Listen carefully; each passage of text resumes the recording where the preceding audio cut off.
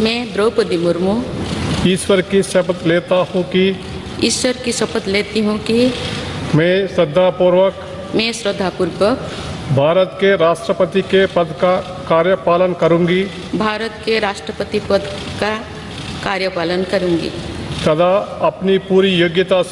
तथा अपनी पूरी योग्यता से संविधान और विधि का परिरक्षण, संरक्षण और